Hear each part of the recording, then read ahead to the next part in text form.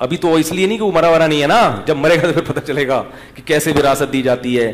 اور دوسری میرے بھائی, یہ جو غلط رسومات ہیں, عورتوں سے جہیز لینا, یہ اسلام میں اس کی اجازت نہیں ہے. اسلام میں مہر ہے کہ نکاح کے وقت عورت کو دیا کرو, عورت سے پیسہ بولو نا یار نہیں لیا کرو. یہ جہیز کا تصور یہ غیر شرعی ہے, اس کو ختم کرنا پڑے گا. بارات کا کھانا بولتے کیوں نہیں, یہ بند, اب منہ بند.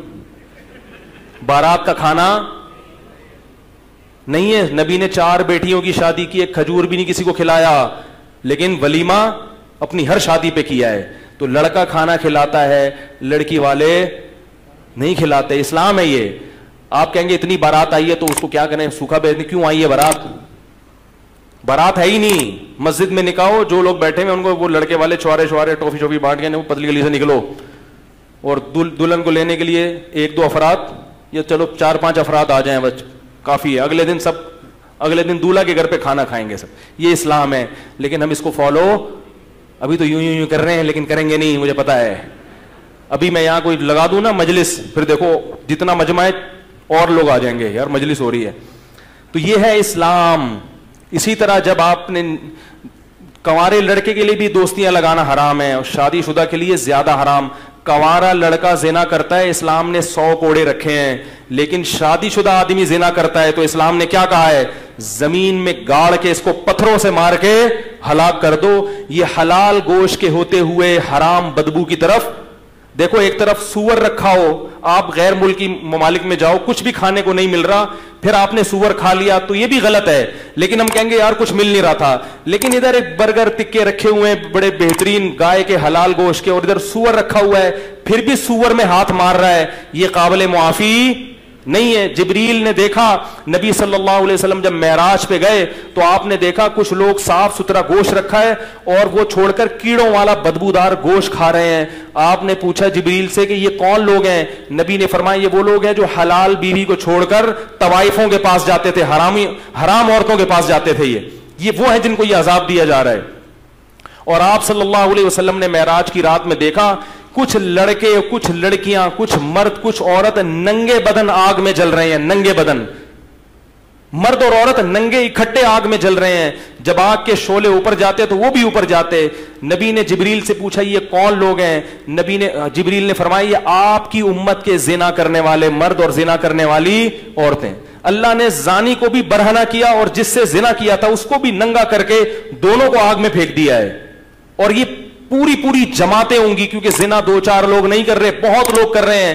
اللہ کی آگ ٹھنڈی نہیں ہے میرے بھائی. اللہ کے لیے اتنی بڑی آگ بھڑکانا کوئی مشکل نہیں ہے. لَأَمْلَأَنَّ جَهَنَّمَ مِنَ الْجِنَّةِ وَالنَّاسِ أَجْمَعِينَ. اللہ نے کہہ دیا میں جہنم کو انسان اور جنات سے بھر دوں گا, تو انہی لوگوں سے جہنم بھرے گی. زانی پہ ترس مت کھایا کرو. زانی اللہ کی نظر میں مبغوض ہے, قابل رحم نہیں ہے. اگر زانی پر اللہ کو ترس آتا تو اللہ زانی کو دنیا میں پتھروں سے مار کے ہلاک کرنے کا حکم نہ دیتے. اس سے بڑی سزا کوئی ہو نہیں سکتی.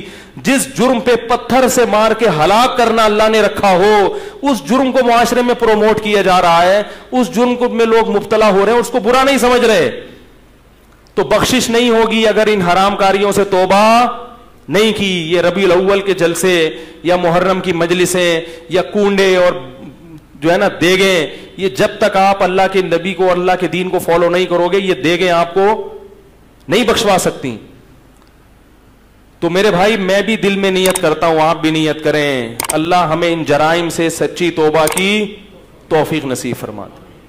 کوشش کرو گے نہیں؟ اب موبائل میں جتنی لڑکیوں کے نمبر ہیں نا, غفار بھائی, وسیم بھائی, ستار بھائی کے نام سے, سب کیا کر دو, ڈیلیٹ مار دو. ان کو بول دو مجھ سے دوبارہ رابطے کی کوشش نہ کریں. میں شریف آدمی ہوں, اپنے بارے میں نہیں کہہ رہا, میں کیا ہوں یہ تو اللہ ہی جانتا ہے. اور یہ سب باتیں میں اپنے لیے بھی کر رہا ہوں, سب ڈیلیٹ کر دو. بولے ہم شریف لوگ ہیں, خاندانی لوگ ہیں, ہم نکاح کر کے رہنا چاہتے ہیں, کسی کی بیٹی کو عزت کے ساتھ گھر لائیں گے, بیوی بنائیں گے, اس سے اولاد ہوگی, اس طرح ہم زندگی بسر کرنے کے عادی ہیں. اس طرح تیار ہو تو میں آ رہا ہوں ابا کو لے کے آپ کے گھر میں. اب یہ بات مولوی لوگ نہیں کرتے, یہ کھا جاتے ہیں. کیا خیال ہے؟ یہاں کیا کرتے ہیں ڈنڈی, بھائی حلال آپشن بھی رکھا ہے اللہ نے. تو اگر آپ کے گھر والے ایگری ہیں تو میں آ رہا ہوں, وہ کہیں گے نہیں پہلے انڈرسٹینڈنگ ہو جائے ذرا. آپ بولے انڈرسٹینڈنگ. یاد رکھو گورے پتہ کیا کرتے ہیں انڈرسٹینڈنگ کے چکر میں, بچے بھی ہو جاتے ہیں ان کے, ایک دوسرے کو 25 سال سمجھتے ہیں, وہ سمجھنے کے بعد شادی ہوتی ہے اور 1 مہینے میں طلاق ہو جاتی ہے. یہ جو سمجھنے کا کانسیپٹ ہے نا, یہ گوروں کی طرف سے آیا ہوا ہے. اپنے باپ دادا کو دیکھو, کبھی نہ دلہن کو دیکھا ہوتا نا, دلہن نے دولہا کو ابا اماں پکڑ کے شادی کر دیتے تھے اور بڑی زندگی کامیاب. میں نہیں کہہ رہا کہ آپ تحقیق نہ کریں, لیکن سمجھنے کی بھی کچھ حدود ہوتی ہیں. 3 دن لگا لیے سمجھنے میں, بس ٹھیک ہے. 3 دن سے زیادہ بولو بھائی, یہ پھر سمجھنا نہیں ہے, پھر یہ چسکے لینے والی بات ہے. یعلم خائنۃ الاعین وما تخفی الصدور. اللہ سینوں کے بھیدوں کو بھی جانتا ہے اور آنکھوں کی خیانت کو بھی جانتا ہے. اللہ جانتے ہیں کون سمجھنے کے لیے بات کر رہا ہے اور کون چسکے لینے کے لیے بات کر رہا ہے. اللہ سب جانتے ہیں. تو دوستیاں مت لگاؤ. ولا متخذی اخدان, قرآن صاف کہہ رہا ہے کہ تمہیں دوستیاں لگانے کی اجازت نہیں ہے. اللہ تعالیٰ ان حرام کاریوں سے ہمیں اس عاشورہ کے مبارک دن میں توبہ کی توفیق نصیب فرمائے.